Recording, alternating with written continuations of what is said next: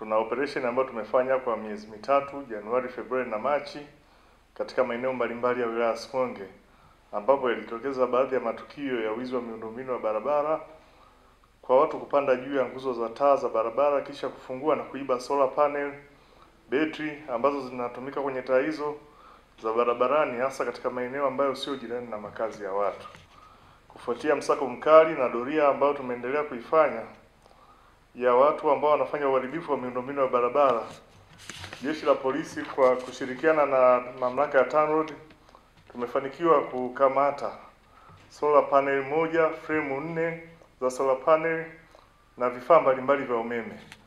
Pia tumefanikiwa kukamata jumla ya watuhumiwa 15 ambao wanashikiliwa kuhusiana na wizi huo wa miundombinu ya barabara. Uchunguzi zaidi wa kisayansi unaendelea ili kuweza kuwabaini na kukamata wote waliojihusisha na uhalifu huo na ili waweze kufikishwa mahakamani. Nitumie nafasi hii kutoa wito kwa raia wema kuendelea kushirikiana na jeshi lao kuhakikisha kwamba miundombinu ya serikali inalindwa vizuri, kwa maana serikali inatumia fedha nyingi kwenye kuwekeza miundombinu hii kwa manufaa ya wananchi wake. Hivyo kwa pamoja tuendelee kudhibiti na kutoa taarifa za wahalifu wote wanaojihusisha na wizi wa miundombinu hii ili waweze kukamatwa na kuchukuliwa hatua za kisheria.